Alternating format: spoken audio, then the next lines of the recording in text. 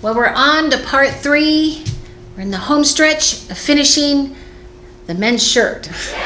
Part 1 was the pocket mainly, cutting it out correctly, important. And then the pocket and the interfacings. And then part 2 is all about the collar. That seems to take the longest. It's the most difficult part of a shirt. And part 3 is all the finish work. Putting the sleeves in, the side seams, the sleeve hem, front facing hem, the hem, buttonholes and buttons.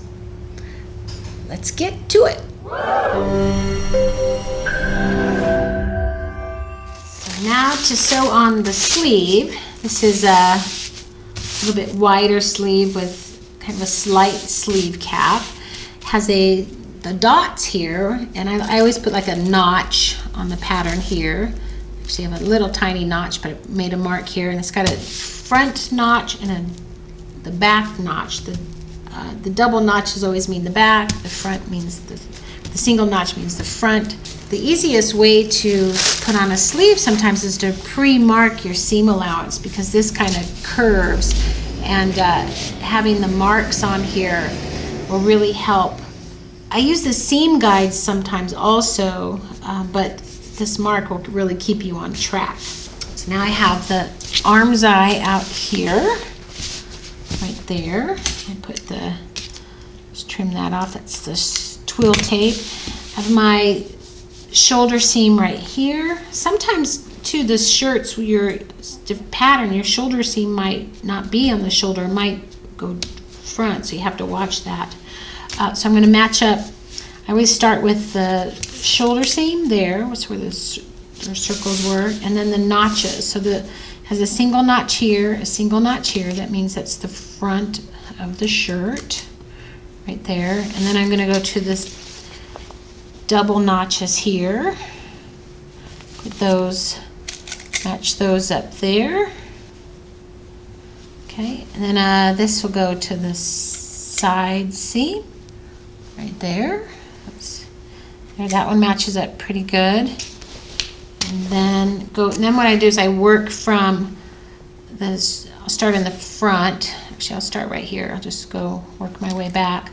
Put another seam there. That'll be sewn really easily there. And where it is where you have like that curve up. So this has to fit into that shape. So I do a little bit of a pin there, and then pin from the side. And then that's pinning, that's working in there really well. And I'll be sewing right here. So this has a pucker in it, but as long as it's straight right here, then it will work. It's kind of it's strange because you're working this way and putting into something that's that way. But it works because fabric is very movable. You just you have to get used to handling the fabric a lot. So there's my front. Right here, I'll be sewing there right on the marks. And then the back, do this one seems to have a little bit more of a curve in it. I don't know how well it's going to fit. Sometimes you have to move it down a tad. Yeah, see, this has a little bit more of a gap here. So you want to kind of ease it in here, but it still has to sew it here, and if it has a lot of puckers here, then it's not going to work. So you have to just get it eased in gently this way. I'm thinking I'm going to have to push this down a little bit past the notch there, so the notches aren't going to be exactly accurate here. So I'm just going to, so I got my notches here. It's about a 1/2 inch past the notch. But it's still working all right here. So for some reason the notches just weren't working, because the goal is to get this to be really flat with no puckers. All right, it's feeling pretty good. So now I'm just going to go sew at that, and then sew right on those 5/8 inch marks. All right, get this in position here. Make sure these are all, nothing's caught under there. Sometimes a lot of stuff can get caught under here. I'm just going to start here, reverse stitch it. So I'm actually going to go a little bit higher. And my finger's feeling if there's any little puckers. There's one happening right here. See that? Just going to smooth it out. So right on that line. Pre-marking that sleeve cap is much easier. You can use the seam guides too, but these pins are right here and they get caught a little bit. But that's why I like when you're doing curves to just mark it instead of using a seam guide.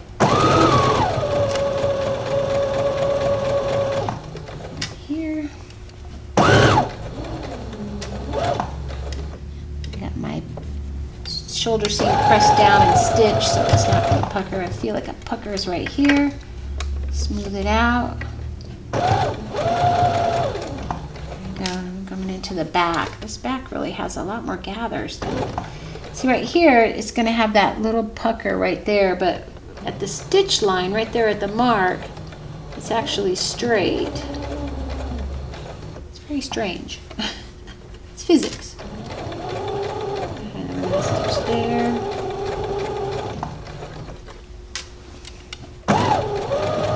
Got it over that part.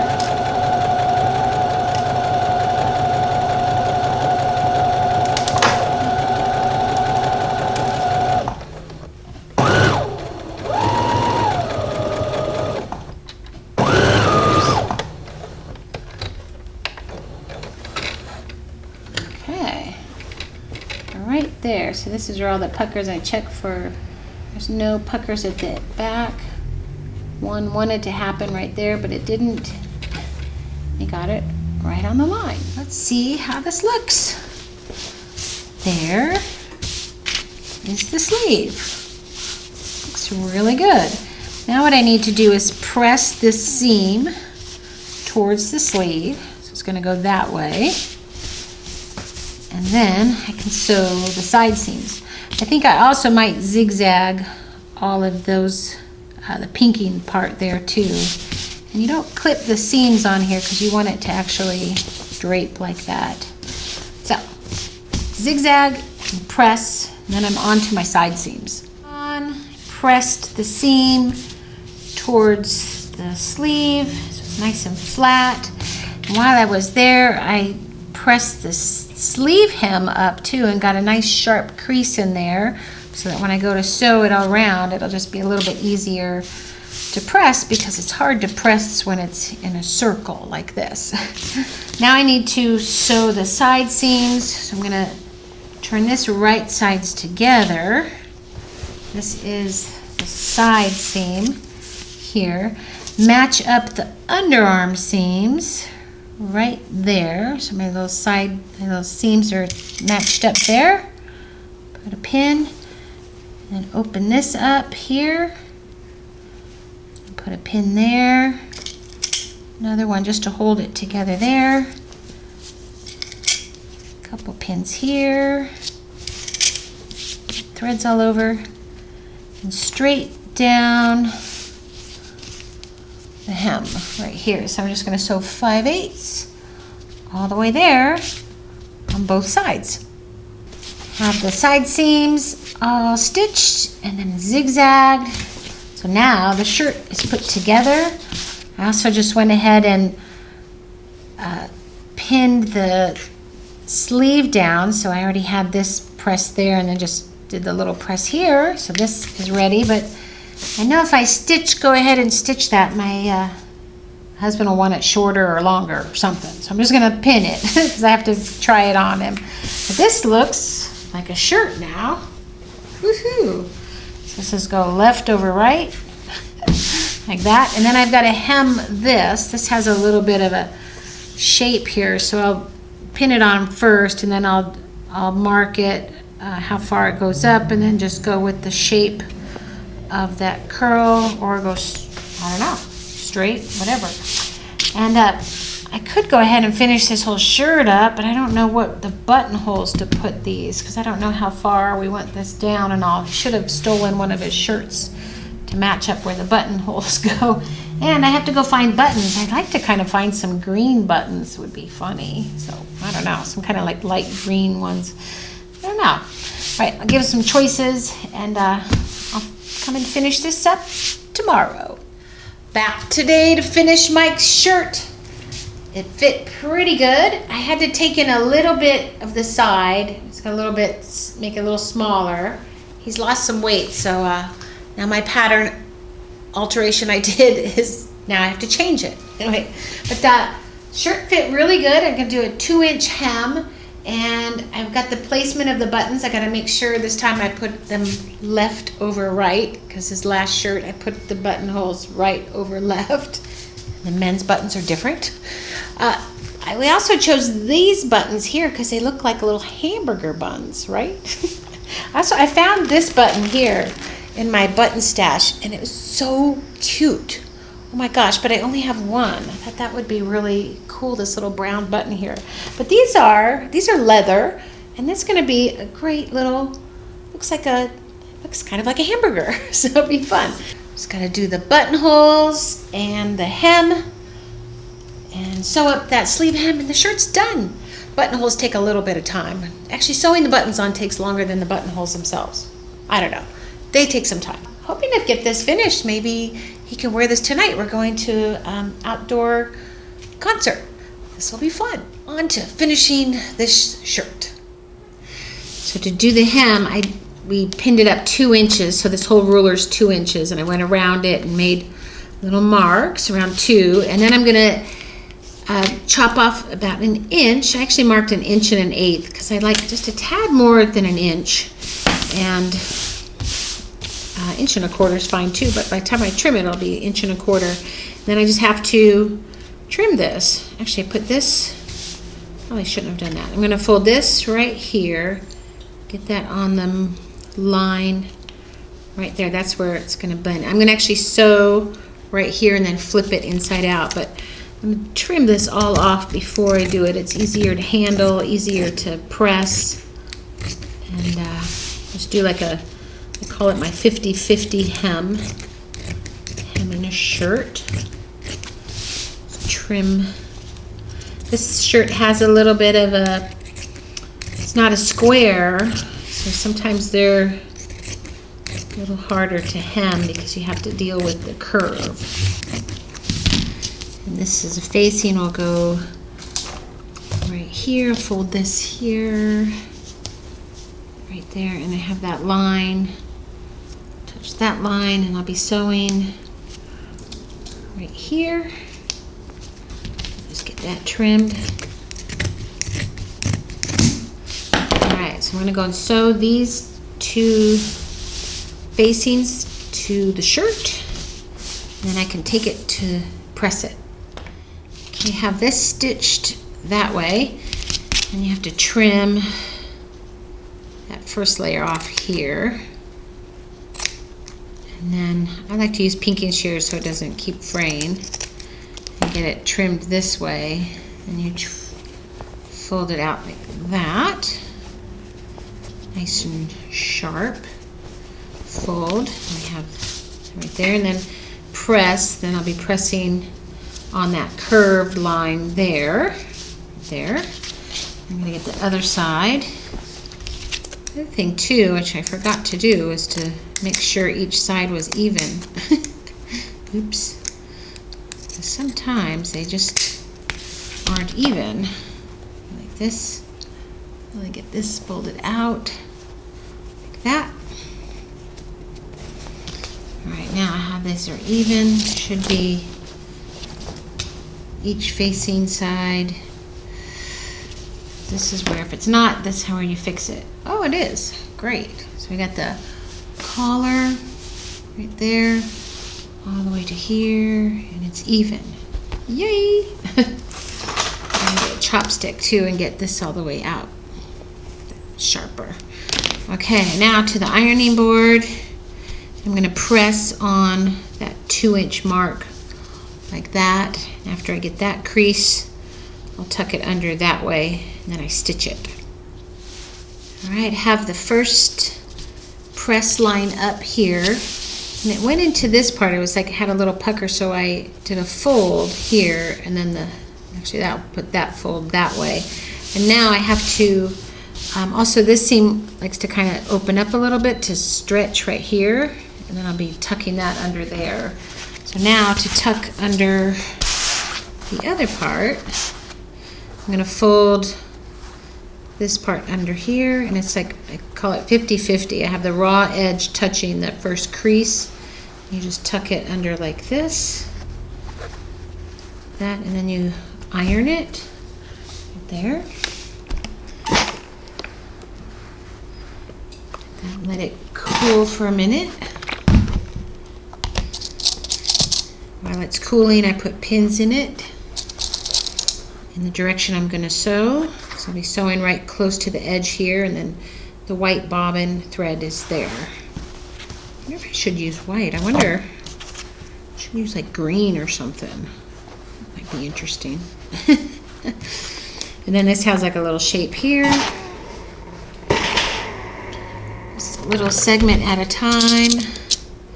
Be sure to pin it so it keeps its shape. This is where the little tuck is. If you have the tuck, when you roll it under, it'll just tuck right under there, and you won't see it from the other side. Like that will help it do a little bend. One way of tackling the bends. You can probably see it right there. Put some pins here. Finish this up, and then just go and sew it, and the hem is done. Another little pucker right here. Just fold it under like that. There you go. It's got that little tiny pleat. A segment at a time. That. The more you iron the different fabrics, the better you get at handling the fabrics. Okay, ready to sew. I'm going to start right here and go all the way around. To get the buttonhole placements, I place the buttons on, kind of center them all up. I got them all 4 inches apart. I'm going to put a little mark there, and then to figure out how big these buttons are, they're 5/8. Take those pins out. There. So I need 5/8 inch buttons. I think the buttonhole then will be about 3/4 ish, like that. And I'm going to find out how far that buttonhole will be in. So probably 3/4 right here. So I'll do a 3/4 inch line right here with a friction pen. So this will all iron off. Up and down. That, and then do a long line right in the center there.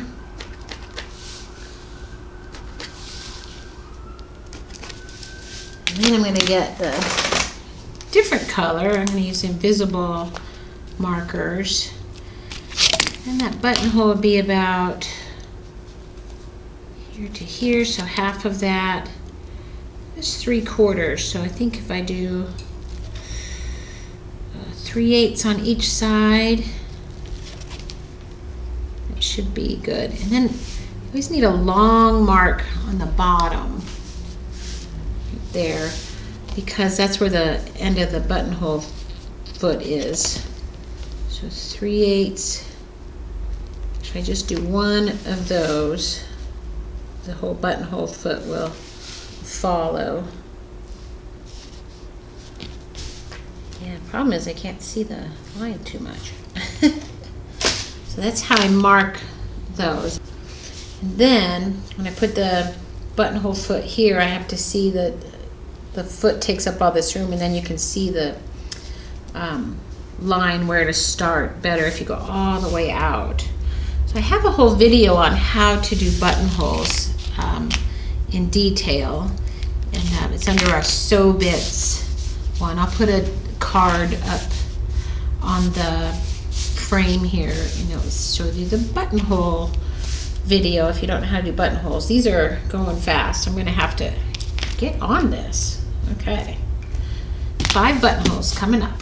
But before I do the buttonholes, it's the buttonhole foot, I gotta do a sample one to make sure it's sewing good. Every time you do a buttonhole, do a couple samples. Have the buttonholes on. It was all going good until I got to this one. And somehow my buttonhole gadget just didn't work right.